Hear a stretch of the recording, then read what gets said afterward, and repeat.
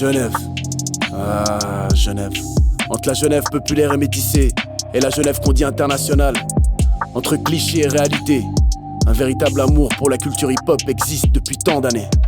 Pourtant les artistes n'arrivent pas à faire de la musique leur source de revenus principale. Mais quelles en sont les causes ?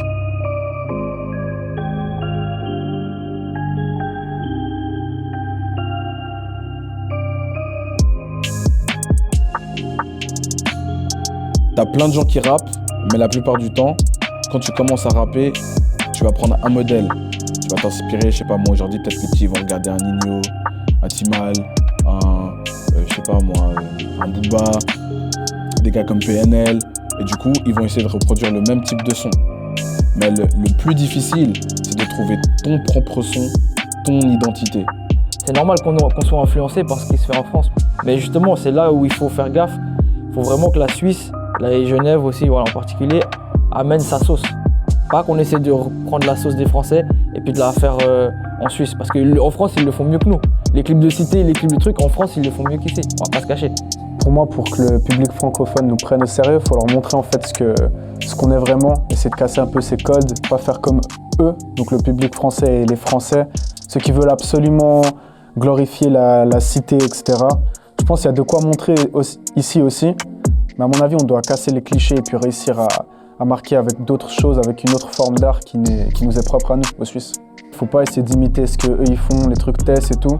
Peut-être que tu peux faire ton truc au quartier, etc., mais toujours à ta façon. On a fait quelques années là où c'était rapper la rue. T'allais sur YouTube, n'importe quel rappeur était devant son hall. En training de foot devant son hall. Et franchement, ils m'ont gavé. Et je pense que là, il y a un gavage général. Les gens, ils sont un peu tous gavés. Moi, quand j'étais petit, je me rappelle, un mec qui rappait la rue, t'allais le tester direct. Moi, je voyais des gens qui allaient tester des mecs parce que il a dit ça, vas-y, on va le niquer, on va voir si c'est un vrai. Aujourd'hui, tout le monde fait ça. Et c'est des conneries, j'en connais, des mecs qui parlent d'argent, de rue ici. Des mecs la plupart, c'est eux qui doivent de l'argent. Un vrai artiste, c'est quelqu'un qui a un univers musical. Tu as envie d'écouter sa musique parce que justement, tu as plein de gens qui font de la même chose, mais lui, c'est une proposition différente. Et moi, je préfère cette démarche de se dire, ouais, moi, je vais faire la musique que je kiffe, que j'ai envie de faire, et que c'est les gens qui vont venir vers moi, qui vont rentrer dans mon univers plutôt que moi, je vais me casser les couilles à essayer de créer un son pour plaire à tout le monde. Déjà, le fait d'arriver différemment des autres fait que les gens vont se poser des questions de pourquoi tu le fais différemment des autres déjà, tu vois. Donc du coup, ça va déjà tirer le regard. C'est vraiment là qu'il faut taper même. Comme les Belges, ils l'ont fait, c'est un peu l'exemple qu'on sort tout le temps, tu vois. Mais je pense que c'est vraiment là qu'il faut taper. Dans notre différence, même musicalement, c'est différent, tu vois. Ça a notre fraîcheur. Il faudrait donc que le contenu musical proposé par les Genevois se différencie de celui des Français, car copier leur style ne suffirait pas pour attirer l'attention du public, qui est en quête constante de nouveautés. Bien que cela reste compliqué, car le manque de structures telles que des labels ou des médias se fait vite ressentir lorsque les artistes cherchent à se professionnaliser. Il n'y a pas encore assez de structures, il n'y a pas de label professionnel à Genève. Enfin, il y en a, mais il n'y a pas des grands labels, genre Universal, tout ça. Je parle plutôt de ça. Il n'y a pas vraiment de radio, il y a Couleur 3, mais il manque encore.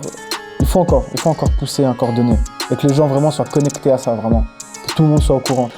Il n'y a pas un seul vrai média en Suisse.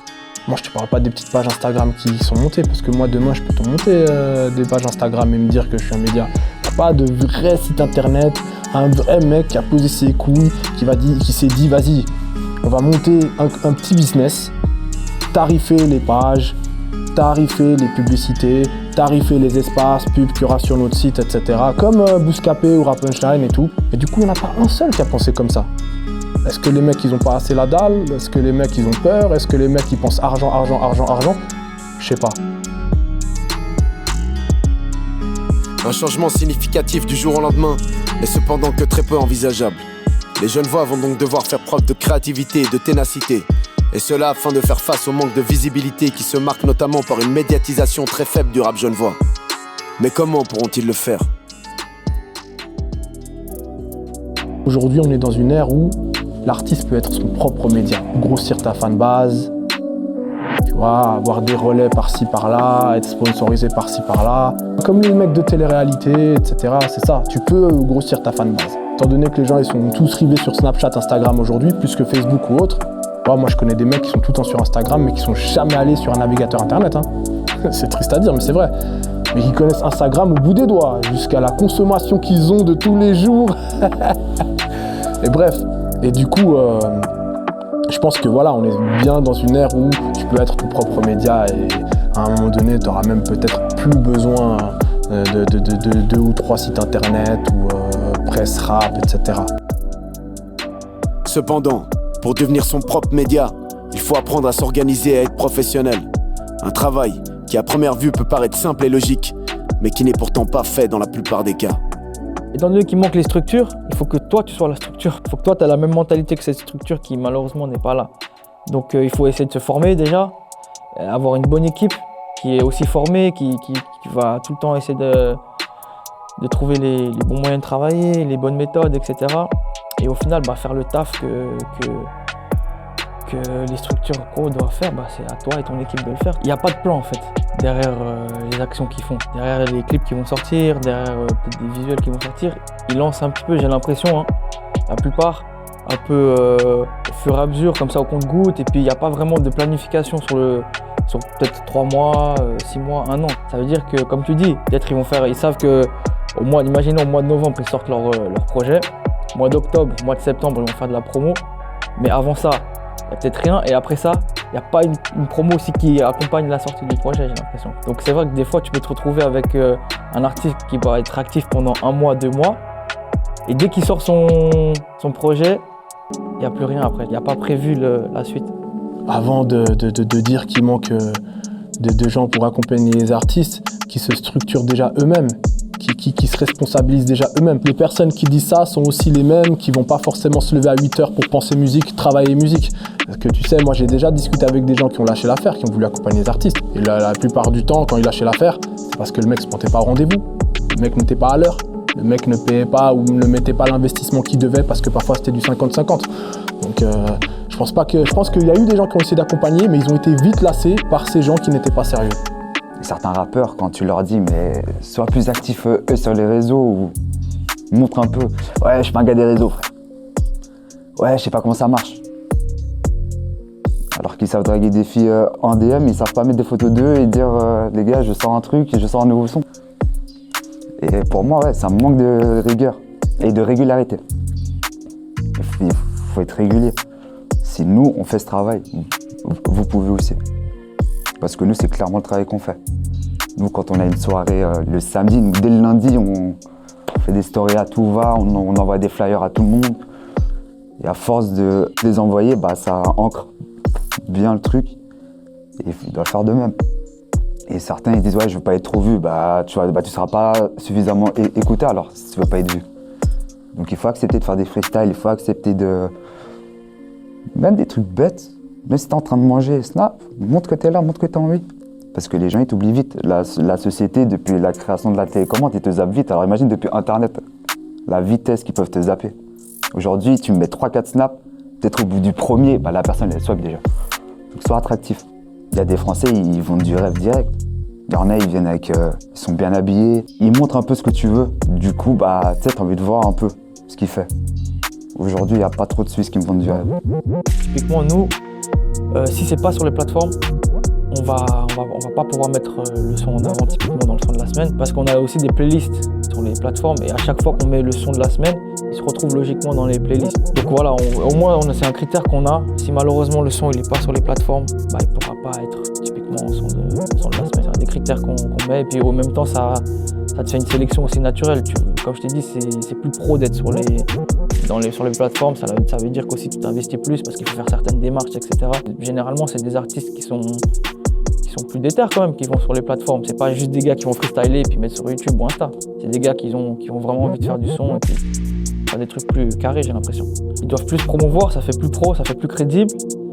Mais après, c'est pas ça qui va leur faire gagner de l'argent non plus. Ça va être ni les clips, ni la musique sur les plateformes en vrai. C'est comment tu vas réussir en fait à monétiser ton audience, c'est-à-dire à travers faire des concerts, à travers peut-être vendre des produits autres que ta musique vraiment. Faut aussi savoir se distinguer par rapport à ça. Si tu veux vraiment vendre un album et vraiment le montrer, pour moi, il faut faire une promotion qui va au-delà des réseaux sociaux. Que ce soit faire des concerts, que ce soit faire des meetings, j'en sais rien, aller distribuer des CD, des affiches, les coller. Toute cette promotion-là, pour moi, elle est autant importante que celle des réseaux, voire plus en fait. Et puis le contact réel, il apporte beaucoup plus aux gens qu'un simple like sur Instagram ou qu'un audio, un message. Je pense que c'est pas fake, mais c'est un peu retenu en fait, les réseaux sociaux. Du coup, en vrai, une personne que j'aurais croisée dans la rue, que j'aurais dit « va écouter mon nouveau son », je pense qu'elle mettra plus d'amour à aller l'écouter et qu'elle donnera plus la force suite à ça qu'une personne à qui j'enverrai sur Snap, genre « ouais, nouveau son disponible ». Du coup, c'est important et les gens, ils oublient un peu cette part-là, cette part de promotion, d'amour à donner en soi, entre guillemets. On voit rarement des affiches de rap dans la rue, on voit rarement des personnes qui font des concerts. Bon, là, il y a le virus, donc c'est logique. Même avant ça, il y a eu des petites périodes où il y a eu des concerts, mais sinon, ça va, ça tourne pas beaucoup. Donc, à mon avis, il faut encore pousser là-dessus. Il faut vraiment encore montrer aux gens qu'il y a un mouvement qui se passe, que la musique, elle est importante à Genève. J'ai l'impression qu'il y a encore une crainte des artistes qui ont peur de dire ok, je suis un artiste et je me considère comme un artiste. Il y a très peu d'artistes de Suisse, enfin des rappeurs genevois en tout cas, des artistes genevois avec qui je parlais et puis que je sentais qu'ils étaient en mode bon, je suis artiste et je suis qu'artiste. Ils savent que peut-être qu'ils vont mettre 1000 balles ou 2000 balles dans un clip, mais que derrière, ok, il va peut-être pas avoir les vues escomptées, il va peut-être pas avoir les retours escomptés. Donc c'est ça aussi qui les freine. Quand tu t'investis, normalement, c'est pour gagner de l'argent derrière. C'est ça l'investissement. Et là, en fait, actuellement, en Suisse, t'as personne. Oui, t'en as 2-3 qui gagnent de l'argent, mais il n'y a personne qui vit bien de la musique dans le rap, hors même de Genève, hein, en Suisse romande en général. Donc, en vrai de vrai, quand tu dis investissement, au final, c'est pas vraiment un investissement, tu vois, parce que tu vas pas gagner, tu sais que tu vas pas gagner de l'argent, ou ça va être difficile de gagner de l'argent, parce que même les meilleurs, ils n'arrivent pas encore à gagner des sommes de ouf. Il n'y a pas encore un marché assez développé pour vraiment gagner de l'argent, comme en France ou en Belgique. Le rap suisse et le rap genevois a 30 ans cette année. Je pense qu'aujourd'hui, en 2021, en termes de succès, de comment il est perçu à l'extérieur même de Genève, on est à un des meilleurs moments pour le rap genevois. Je veux dire, Makala vient de faire Click TV. C'est arrivé quand qu'il y a un rappeur de chez nous qui fasse Click TV? Jamais. Danitza a signé avec Island Records, Universal Suisse. Elle a annoncé là la semaine passée. C'est énorme. Ok, on n'a pas encore les disques d'or, on n'a pas encore les disques de platine, mais moi je pense que ça va venir. Et même j'en suis sûr. Donc il faut pas des fois trop... Enfin, il faut se casser la tête, c'est sûr, mais il faut surtout se casser la tête à faire de la bonne musique. Et puis les choses, elles finiront par se passer, je pense. Le rap genevois possède donc une culture présente depuis déjà plusieurs décennies. Malgré les difficultés, il faut continuer de travailler pour trouver son propre univers, de planifier un maximum les choses, afin d'être le plus professionnel possible. Et cela, jusqu'à ce que quelqu'un brise ce plafond de verre.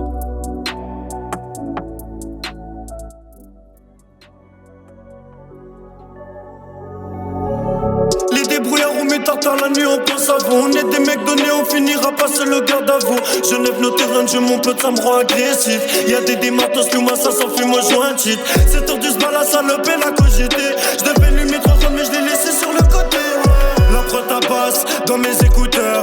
Désolé ma tasse, tu n'as pas les clés de mon cœur. Et je suis bloqué dans l'ascenseur mais je sais qu'en bas mes potes assurent. Et je suis bloqué dans l'ascenseur mais je sais qu'en bas mes potes assurent. Et puis j'ai des potos jeunes et des potes âgés. Je vous ai parlé des détails quand ça s'est pris sur le sang. Et je me retire face aux souvenirs. Depuis petit je m'attends pour finir ma vie. Entre les murs la vie c'est dur. Ah ouais c'est sûr. J'ai vu des gros couper la peur se vider. Les couilles dans de la pute c'est pas mon but. Moi mon but c'est de faire mon butin. Je fais mes affaires et je calcule pas ces fils de putain. Ils font l'écran mais c'est des lutins. J'ai dû cramer dans ma vie, moi j'ai dû lutter. Et je suis dominant quand elle crie, je lui monte les dents. Globe dans l'armoire en bas de chez moi, j'ai mis le temps. Dernier client, je me dis poteau, il était temps. Si j'avais été là, le rap serait mieux avant. Je t'avoue que j'ai beaucoup de défauts. Je reste solo avec mon spliff à chemin de l'ego. Moi ce soir je te réponds pas, y'a trop de égo. Sur mon bégo, à chaque fois que je dis allô. Tu connais moi c'est Dino, je peux gérer tous les flows. Est-ce que tu seras capable de rester haut toute la vie? J'ai beaucoup de rendez-vous studio, je dois faire des bails pour mes potos. Et je me détends vers 6 du mat pour joindre de IA.